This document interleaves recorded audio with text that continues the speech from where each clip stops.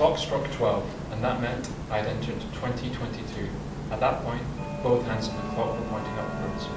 I reached upwards to stretch, yawn, and to go to bed. I just wanted to be awake when we went into the new year. I thought about what else pointed upwards, and ladders came to my mind. They were always pointing upwards, unless when they were horizontal. I didn't have a ladder, and nobody would let me borrow theirs, so I decided to buy one. I went to the recycling centre, and I fell in love. It was there I first set my eyes on the most beautiful piece of extruded aluminium, held together impeccably with rivets. It was at this point that my skin and aluminium first touched. We went home together that day, after I carefully carried it on my bicycle. I had gone into ladders quite quickly over the last few months. They occupied my head for quite some time, and I wanted to find other people who were also interested in ladders, to make sure I wasn't alone. But I was alone. I was alone until I found a group of people who were also really interested in ladders. They were so dedicated to ladders, they wanted to make them fly. They were promoting ladders as flying vehicles, and they called themselves the Association for the Promotion of Flying Ladders. The most active group interested in ladders was this one, and I needed to get involved. I needed to turn my ladder into a plane. I wanted Daniel Dalby, the founder of the Association for the Promotion of Flying Ladders, to accept me. I wanted him to see that I too could join in. But he would never return my calls, emails, or repeated Facebook friend requests. I decided to take my ladder to school. I started to turn my ladder into a plane. I took it to the workshop, because I heard that that's where dreams become reality. I wanted to make my ladder fly.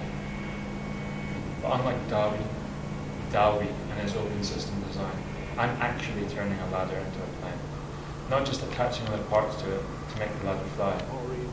Because of this, I had to give myself some rules for the project. When God created Earth, at the same time, He created the Ten Commandments. So I created some too. I only created 3. I couldn't think of 10. The commandments are: 1 can only use the materials that come with the ladder: aluminium, steel, wood. A ladder has a repeatable pattern, therefore the material is infinite. I can use as many ladders as I want. When building the plane, I'm designing through observations. No technical data or drawings are allowed.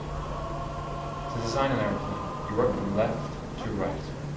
It's the same way you read a book. I looked at the airfield and saw that most airplanes start with a round nose. I suspect to push through the air. I decided I would start there, and I built the nose cone from the ladder. It cost me €32 for my first ladder, and now my nose cone has cost me that and a day of my own time. It weighed 4 euros a kilogram, so if you work it out, my nose cone now weighs 8 kilograms. When I emerged from the workshop with the plain nose cone, everyone laughed. I overheard such comments such as, "That looks heavy. If the nose cone weighs that much do you think your plane will weigh? Why is he even making a plane? He doesn't even know how to fly." The next obvious component to make was the propeller. The propeller is the Elite Chauvier Blériot 11. I designed it and made it after watching the film Blow Up by Michelangelo Antonioni. Once built, I began to balance the propeller, which was a painstaking task. Without balancing the propeller, my engine would be destroyed and my plane would crash. I would fall from my deck. Working from left to right, the engine was the next obvious component to be made. The engine was one of the most important parts of the airplane for me. The engine is the heart of any aircraft. My dream engine is the Rolls-Royce Merlin, a 27-litre engine producing 1,030 horsepower. So I started to draw it, as if I was practicing some sort of sympathetic magic, wishing that it would appear overnight at my desk. It didn't. So I drew the Pratt & Whitney R1340 watt S3H1, a 600 horsepower engine. It was less expensive, less rare, and less powerful, and I'm hoping that it would appear at my desk. It didn't appear either. So I do something even more basic, the Wright Brothers engine, number 2, from 1904, producing 16 horsepower. Unfortunately, that didn't appear either. So I started trying to sell enough drawings online to enthusiasts, but no one has bought the drawings.